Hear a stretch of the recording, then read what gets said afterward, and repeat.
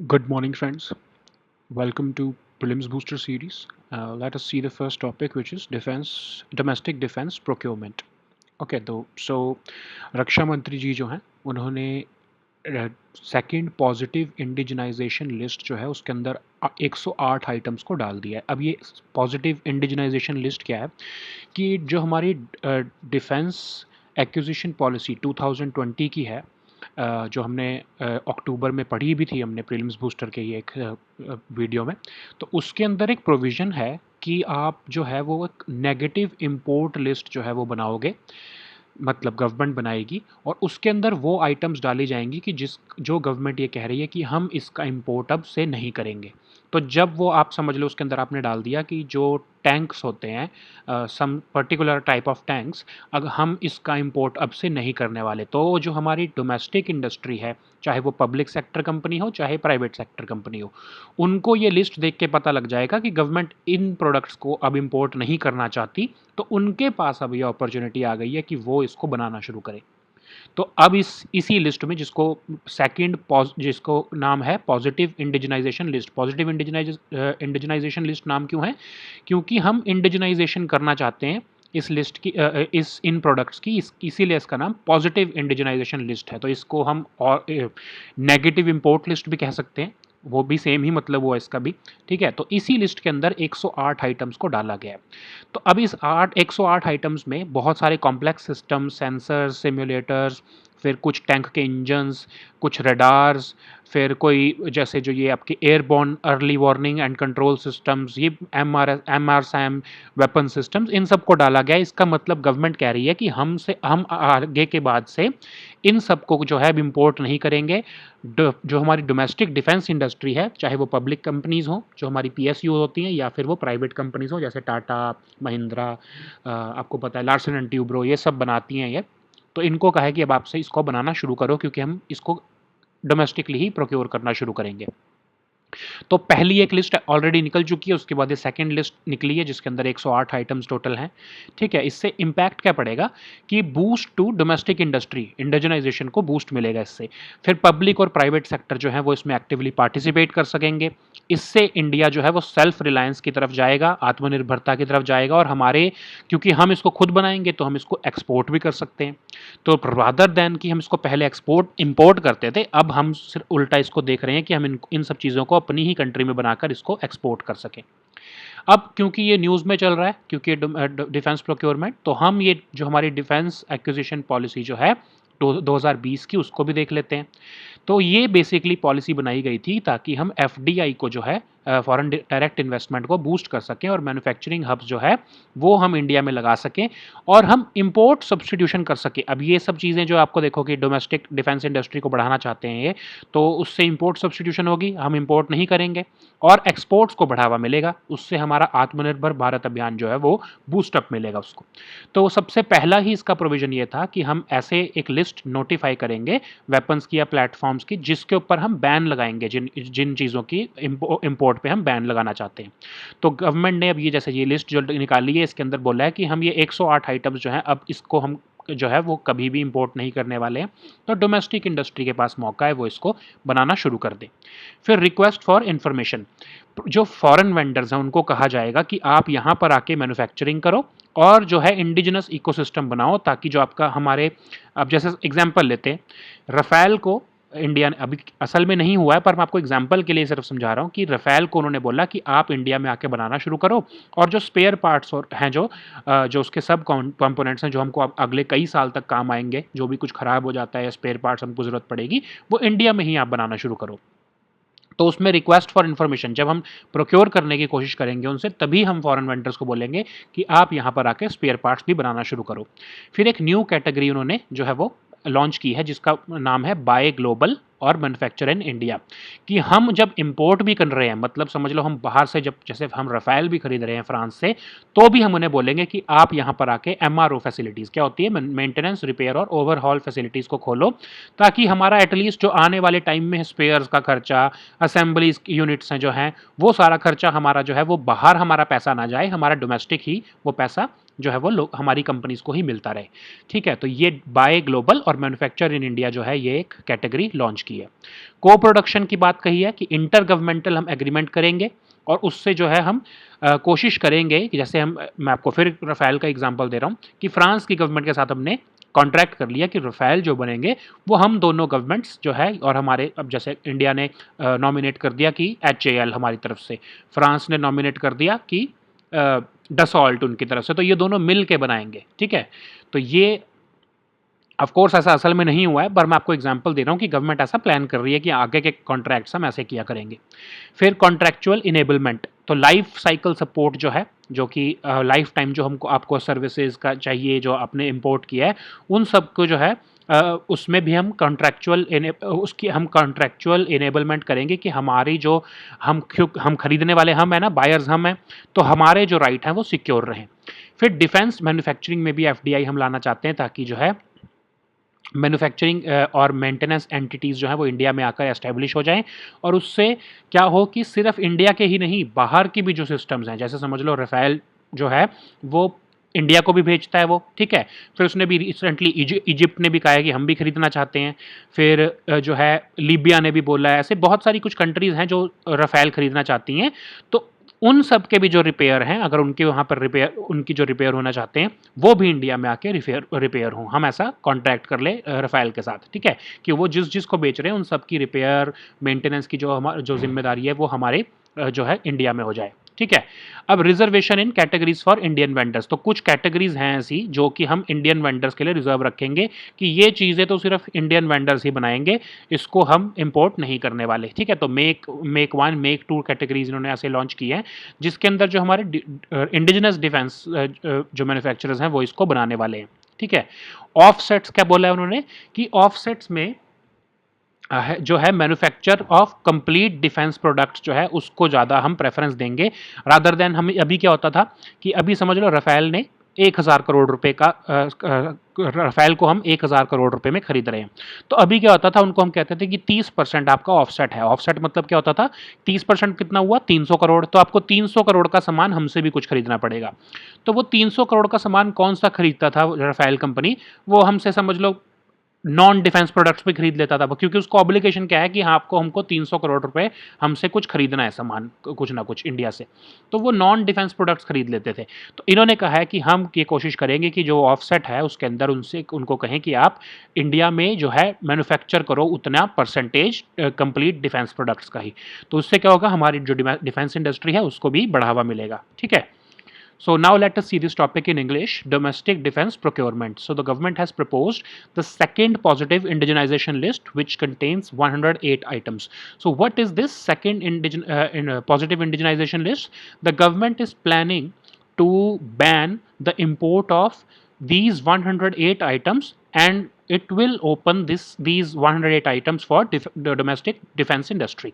Okay, so the government is saying, basically you can call this a negative import list. So government is saying that we are not going to import any of these 108 items anymore. So domestic defense industry, be it public company or a private company, you are encouraged to start producing these items in India, because we are going to procure these items only from India from in the future, and we are not going to import any of these 108 items from the foreign sources.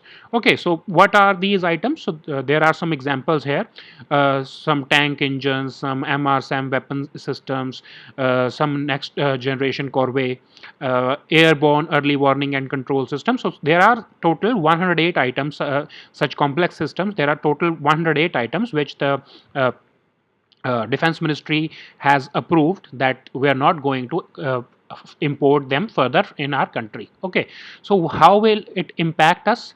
So this will give a boost to indigenization. Our domestic defense industry will get a boost, and our public and private sector, which is indulged in domestic basically defense manufacturing, it will get a boost. So we will achieve the twin objectives of achieving self-reliance and even promoting our defense exports. So we'll be self-reliant in these items, these 108 items, of course, and we will rather start exploring exports of these items from now. Okay, so because this defense acquisition procedure 2020 has been in news because of this negative import list, or what we call a positive indigenization list. So let us see these salient features of defense acquisition procedure 2020. So this was launched in October 2020, I guess. We already covered it in our prelims booster session also. So let us see what are the features of this. So this was launched basically to encourage FDI in manufacturing of defense products in India. Okay, we wanted to substitute our imports and rather increase our exports of defense uh, equipment. Okay, so the first feature was itself the negative list of import, so which is this positive indigenization list. The first feature itself was this negative import list. So government will keep on adding items that it no longer wants to import from outside, and this will basically what is the government going to do is they will maintain a list on their website, on the Ministry of Defense website.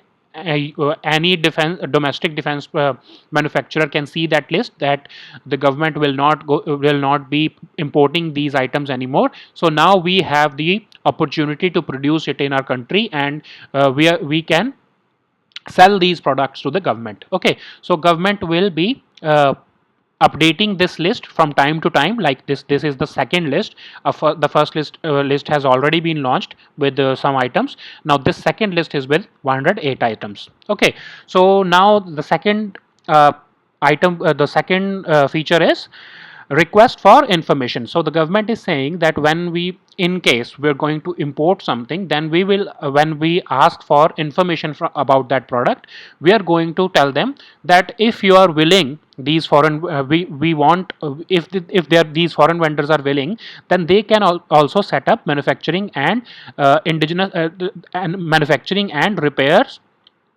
and overhaul facility. Okay, so MRO facility, maintenance, repair and overhaul facility can be set up in India, so that at least some amount of money can be saved in the future. Because if you're for example, if you're going to import Rafale, then you're going to incur a lot of uh, expenses in its maintenance and repair and overhaul in the future. So the government wants these manufacturers to at least set up local MRO facilities, so that the foreign exchange, the critical foreign exchange of our country, will be saved these uh, in these through these expenses. Okay, so there was also a launch of new category, buy global, manufacture in India. Okay, so this is the same thing, that government wants to buy global. They will of course import some things, but they want them to manufacture that equipment in India. Okay, so this will be very controversial, because not many of the foreign vendors will be willing to manufacture it in India.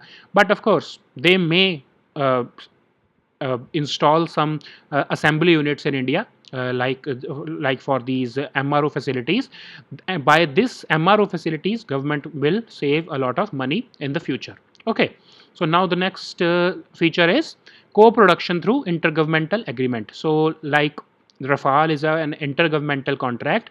The government of France and the government of India has made a contract. Now the government wants to make such more contracts, so that import substitution can be implemented. They want co-production. Okay, so I'm giving you an example. This is not this is not true, but for example, we have made an intergovernmental contract with France. So we will be asking them that let's make this Rafale together with the 50-50% share. So we will co-produce this Rafale, and this will help us in saving at least 50% of our costs, or whatever the agreement will be. So this co-production will save our money, and this will also give us the technology, so which we can use for our future defense equipment manufacturing. Okay, so FDI in defense manufacturing. So this buy global, manufacture in India is basically inviting FDI in defense manufacturing. Time bound defense procurement process and faster decision making. So the government wants to set up a project management unit which will oversee the entire contract which will from the start of procurement process to the end of procurement process, this entire project management unit will oversee this import or that procurement process from the start till the end, so that faster decision making can be made. Okay, so government wants to set up a project management unit for every project that it wants to undertake. So for example, we want to acquire or procure a tank. Okay, so government will set up a project manufacturing unit, project management unit regarding that, which will oversee the entire process from the start till the end, and this will help them to uh, make the decisions fast. Okay, so there are certain categories for Indian vendors also that the government has announced that we will be there will be some categories of weapons or defense equipments that only Indian vendors can provide to us. Okay, and Indian citizens have been allowed, resident Indian citizens, to make FDI. Of course, there's a cap of 49%, but resident Indian citizens with FDI, not more than 49% is allowed right now. Okay, so let us see the offsets clause. What is an offset? It is a contractual obligation that you have to procure some amount of some percentage of share back from our country. So let us let us see this through an example. So let's assume that Rafale is 1000 crore rupees project or a deal. Then if there is an offset clause of 30%, then Dassault, the manufacturer of Rafale, they will have to procure 30% of stuff from India only. Okay, so there is no at this moment there is no obligation that what they would have to procure from that 30%, which comes out to be 300 crores. So out of that 1000 crore contract, 300 crore worth of uh, products will have to be procured by Dassault from India. Okay, so the government is saying that currently these defense companies procure some any random things, but now they want these offsets to be linked to defense products only. Okay, so now it will be obligatory for these Dassault and foreign vendors to procure only defense products from India, so that our domestic defense industry can be boosted up. Okay, so now let us see the topic horticulture cluster development programme. तो जो union ministry of agriculture है उसने horticulture cluster development programme को launch किया है. 12 horticulture ऐसे clusters जो है वो इंडिया में आइडेंटिफाई किए हैं और उसमें इसको इम्प्लीमेंट किया जाएगा. नेशनल हॉर्टिकल्चर बोर्ड जो कि हमारी मिनिस्ट्री ऑफ एग्रीकल्चर के अंडर आता है वो इसको प्रोग्राम को इम्प्लीमेंट करेगा और ये सेंट्रल सेक्टर प्रोग्राम है. मतलब इसमें सेंट्रल गवर्नमेंट की मशीनरी जो है वो लगेगी, वो इस प्रोग्राम को इम्प्लीमेंट करेगी. क्लस्टर डेवलपमेंट एजेंसीज बनाई जाएंगी जिसको स्टेट गवर्नमेंट्स या यूटी की जो गवर्नमेंट्स हैं वो आइडेंटिफाई करेंगी और उसी के बेसिस पर जो है वो क्लस्टर्स जो है वो डेवलप किए जाएंगे. अब क्लस्टर्स कैसे होंगे? समझ लो कि जो जैसे शोपियाँ हो गया या किन्नौर हो गया हिमाचल प्रदेश में, वो एप्पल के लिए फेमस है, तो वहाँ पर जो है पूरा जो है क्लस्टर जो है वो एप्पल का होगा. तो वहाँ से गवर्नमेंट जो है वो एप्पल जो है वो उसको बढ़ाने की जो है उसको जो है प्रमोट करने के लिए जो है वो उनको फंडिंग देगी. यहाँ मतलब गवर्नमेंट का ये पूरा प्रोग्राम है कि इस एरिया में समझ लो किन्नौर जो है वहाँ पर क्लस्टर्स डेवलप किए जाएं, लोगों फार्मर्स को पैसा दिया जाए, फार्मर प्रोड्यूसर्स ऑर्गेनाइजेशंस बनाई जाएं ताकि यहाँ का जो एप्पल है वो फेमस हो जाए और ये एक तरह से एक पूरी चेन बन जाए. ठीक है, तो गवर्नमेंट इससे इसको है जो है वो ग्लोबली कंपेटिटिव बनाएगी ताकि किन्नौर का एप्पल, शोपियाँ का एप्पल, फिर जैसे आप देख लो अनंतपुर आंध्र प्रदेश में या थेनी जो है तमिलनाडु में वहाँ का बनाना, ये जो है ये चीज़ें जो है इनको डेवलप किया जा सके और यहाँ से जो है ये क्लस्टर्स बन जाएँ कि अगर बनाना जो है वो प्रोक्योर करना है तो आपको अनंतपुर और जो थेनी है वहीं की तरफ आपका जो है वो ध्यान जाएगा क्योंकि वही जो है वो क्लस्टर है वहाँ का बनाना का. तो ऐसे ही जो है शोपियाँ और किन्नौर है, फिर ऐसे बहुत टोटल जो है 12 ऐसे हॉर्टिकल्चर क्लस्टर्स को आइडेंटिफाई किया है. गवर्नमेंट वहाँ पर जो है क्लस्टर्स बनाएगी इन प्रोडक्ट्स के जो भी जिसके लिए भी वो फेमस हैं, उनको जो है मीडियम से लॉन्ग टर्म फाइनेंसिंग फैसिलिटीज़ दी जाएंगी. फार्मर प्रोड्यूसर ऑर्गेनाइजेशंस जो है वो बनाई जाएंगी, ताकि जो है वो वहाँ पर जो है ये फार्मिंग इसकी हॉर्टिकल्चर क्रॉप्स की जो है वो बढ़ावा मिल सके, ठीक है। So now let us see this topic in English. Horticulture Cluster Development Programs. So the Union Ministry of Agriculture is implementing this program, this Horticulture Cluster Development Program. It will be implemented in 12 horticulture clusters, which have been identified out of total 53 clusters. Okay, so it's a central sector program, and it will be implemented by National Horticulture Board. So it's what is a central sector program? It means that the central government machinery will be implementing this program. The aim of this program is to grow and develop these horticulture clusters so that they can be made globally competitive. So what will be done is, let's take this example of Shopia and Kinnaur. So these two areas are famous for apple. So this will be a cluster of apple only. Okay, so the farmers in this area will be given financing support. The farmer producer organizations will be made. They will be connected to the market. They will be given value addition. They will be given value addition support, so that the apple their apple will become world famous, and they can be made globally competitive, and they can even export their apple to the outside world. Okay, so what is the significance of this program? Agriculture infrastructure fund, we have already discussed about it. So the money out of agriculture infrastructure fund will be used, and medium to long term financing facility will be provided to these farmers for investment in projects, including post harvest management. So post harvest management infrastructure and community farming assets will be created through this money, and farmer producer organizations in these areas will be promoted as well. Okay, we already have a scheme for that also. So this scheme basically aims to transform the horticultural crops in India through cluster development approach. Okay, so now let us see the topic of how IAS officers are put on central deputation. तो अभी आपको पता है कि chief secretary जो waste Bengal के हैं, उनके साथ एक कॉन्फ्लिक्ट हो गया है कि सेंटर ने उनको डेपुटेशन पे बुलाया 31 मई को, लेकिन वो आए ही नहीं। ठीक है, 31 मई को वो रिटायर हो गए और वो नहीं गए। तो हम ये देखते हैं कि सेंट्रल डेपुटेशन पे जो है वो कैसे बुलाती है सेंट्रल गवर्नमेंट ऑफिसर्स को।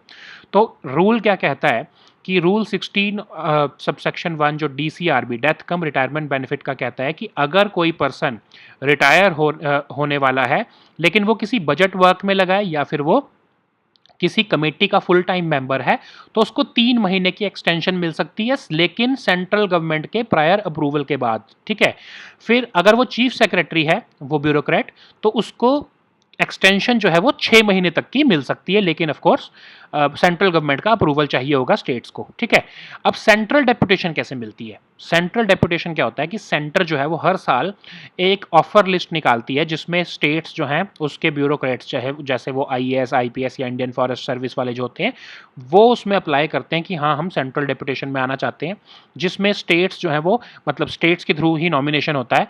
समझ लो एग्जाम्पल लेते हैं कि हरियाणा से जो है कुछ 3 ब्यूरोक्रेट्स का नाम गया IAS ऑफिसर्स का कि ये जो है ये सेंट्रल डेपुटेशन पे काम करने के लिए तैयार हैं।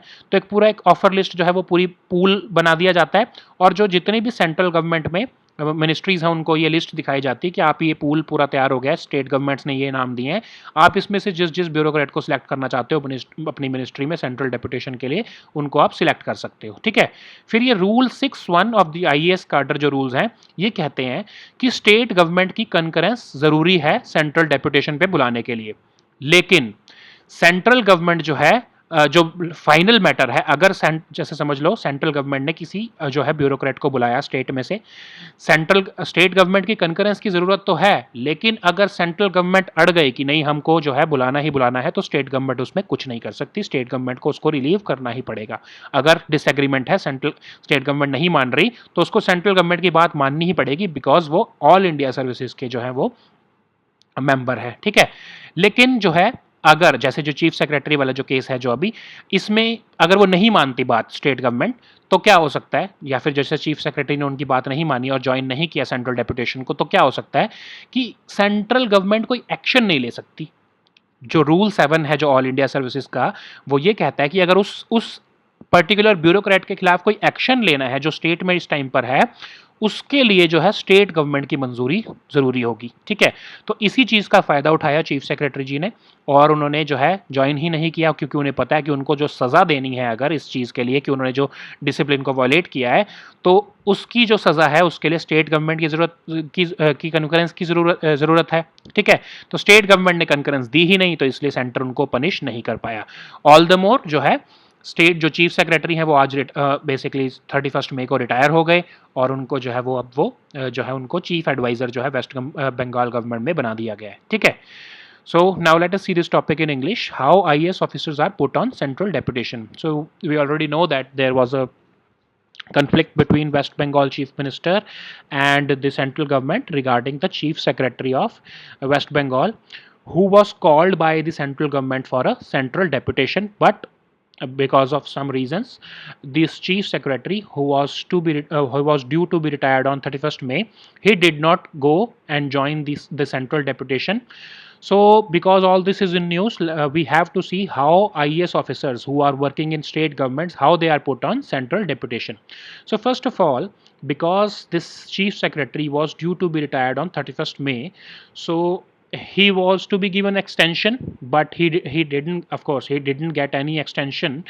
He was appointed as a chief advisor to the West Bengal government, but in case of an extension, how this extension is dealt with, let us see how these officers are given extension. So rule 16 subsection 1 of DCRB, death cum retirement benefit rules, say that if an officer, if a member of service, basically all India service, is working in a budget work, or he or she is working as a full-time member of a committee, that person can be given an extension of 3 months after that person's retirement. Okay, but in case that person is a chief secretary of a state, that extension can be for 6 months. Of course, in these both of these cases, the concurrence of central government is important. So without any approval of central government, the state government cannot extend the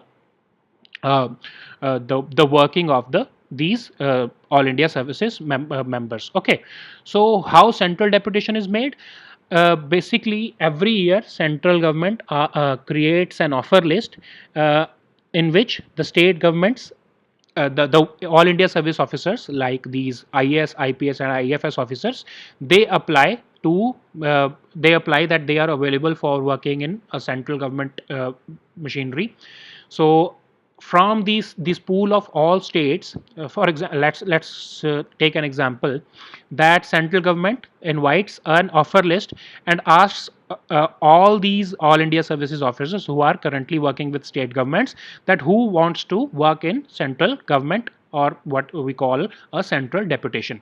So let us see three people, three IAS officers from Haryana have applied, four IAS officers from UP have applied. So total all these IAS officers or these IPS and Indian forest officers, a pool will be created, and central government will ask all their ministries, the central government ministries, that whomsoever you want to take, you can take these officers who are currently employed with state governments. Okay, so that's how central deputation is made.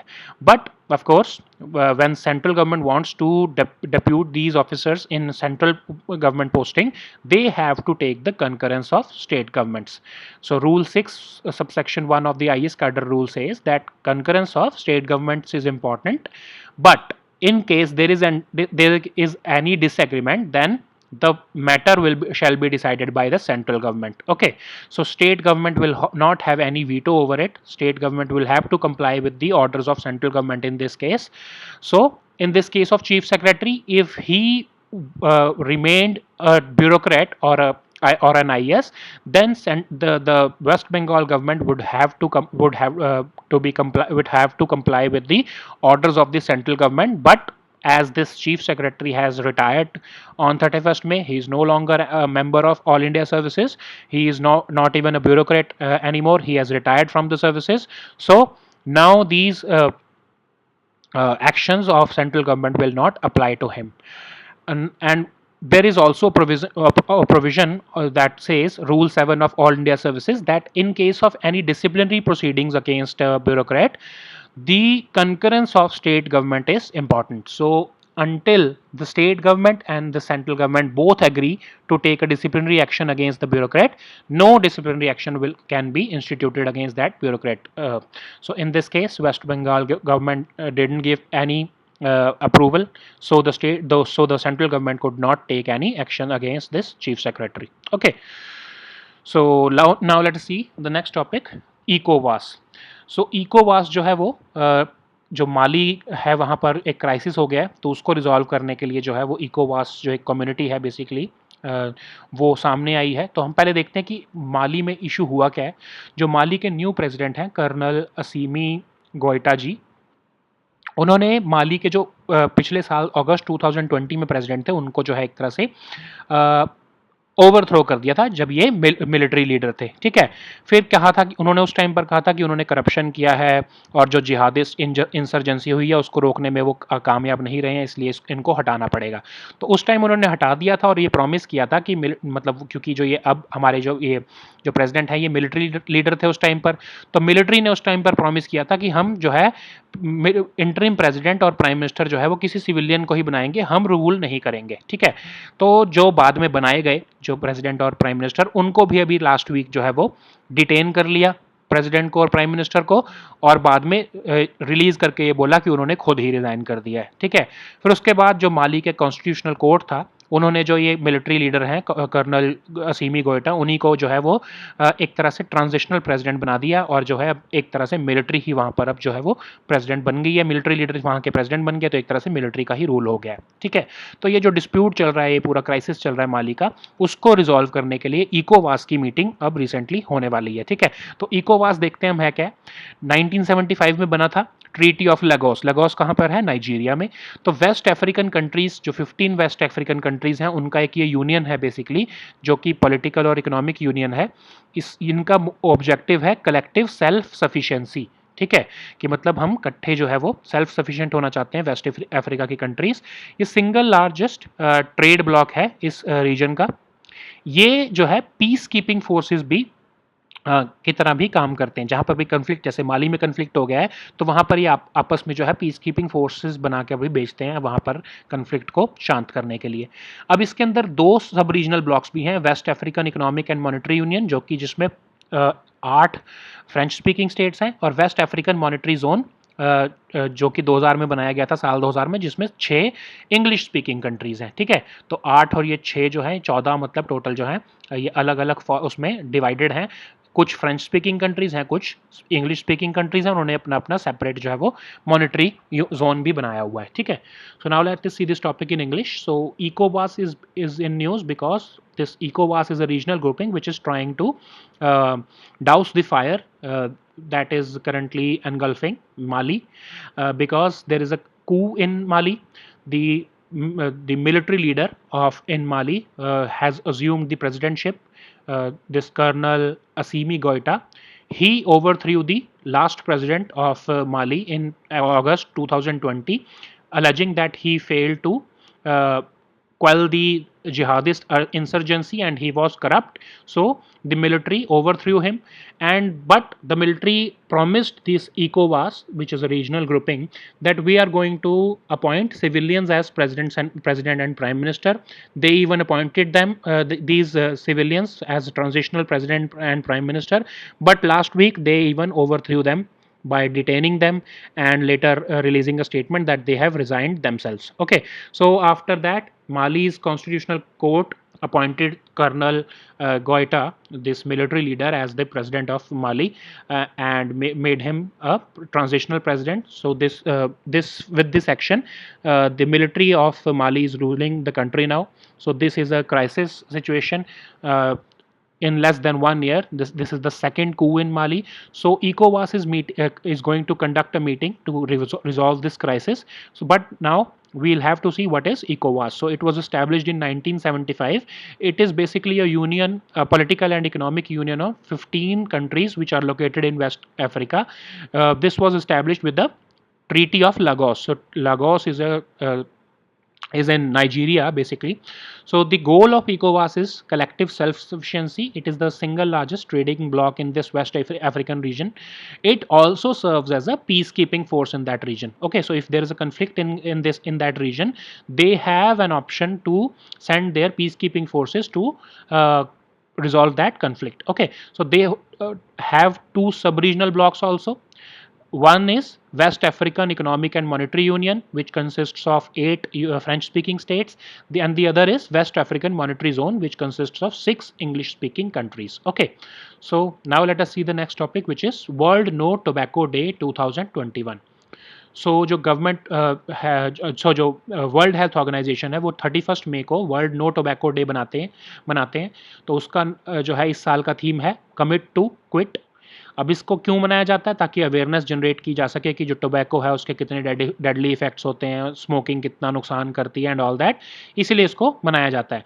अब India ने जो है efforts जो किए हैं tobacco के use को कम करने के लिए, उसकी वजह से जो है पिछले 2016-17 के आंकड़े में कहा देखा गया है कि 6 परसेंटेज पॉइंट्स का जो है वो डिक्लाइन आया है टोबैको यूज़ में इंडिया में। एक प्रोग्राम भी चलाया गया इंडिया में, एम सेसेशन प्रोग्राम, जो कि 2016 में लॉन्च किया गया था। बेसिकली इसमें क्या है कि आप एसएमएस करके बेसिकली मैसेजिंग के थ्रू जो है 2 वे मैसेजिंग के थ्रू जो इंसान टोबैको छोड़ना चाहता है और जो स्पेशलिस्ट उसको टोबैको छुड़ाना चाहते हैं वो आपस में बात करके जो है वो इसको रिजॉल्व कर सकते हैं और जो है टोबैको को छोड़ने की या स्मोकिंग को छोड़ने का जो है ये प्रोग्राम है बेसिकली। तो इसके पॉजिटिव इफेक्ट्स भी देखने को मिले हैं, जैसा कि हमने देखा है 6 परसेंटेज पॉइंट्स का डिक्रीज आया है टोबैको यूज में इंडिया में। So now let us see this topic in English. World No Tobacco Day 2021.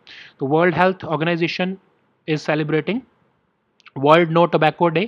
The theme of this year is commit to quit. It is basically celebrated each year so as to raise awareness on the harmful and deadly effects of tobacco use and to dissuade people who are smokers. Okay, so India has made efforts. It has launched M cessation program in 2016, which uses mobile technology so as to create a communication link between the individual who wants to quit tobacco and the specialists who are providing them support, that individual support in quitting tobacco use. We have seen in 2016-17 that due to the efforts of government of India, there has been a decrease by 6 percentage points in tobacco use. Now let us see this next topic, which is MB tag. IIT रोपड़ जो है उन्होंने एक MB tag बनाया है जो basically एक device है जिससे हम रियल टाइम एम्बिएंट टेम्परेचर को हम देख सकते हैं। अब जैसे समझ लो हम पेरिशेबल प्रोडक्ट्स लेके जा रहे हैं, वैक्सीन्स लेके जा रहे हैं, बॉडी ऑर्गन्स या ब्लड भी लेके जा रहे हैं, तो हम देख सकते हैं कि रियल टाइम जो है टेम्परेचर कितना चल रहा है।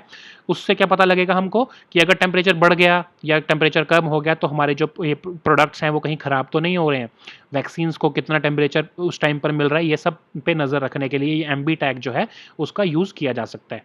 So now let us see this topic in English. MB tag has been launched by IIT Ropar in Punjab. It is basically a device that records real-time ambient temperature, which will be essential to see if these perishable products are still usable or not. It will be critical. This MB tag will be critical to see to keep an eye over the temperatures under which we store our vaccines or organs and blood transportation. So because temperature is very essential to keep a tab over their perishability, so this MB tag will be helping us in all these cases. Okay, so these were our topics for today. We'll meet next time with new topics. Until then, goodbye and take care.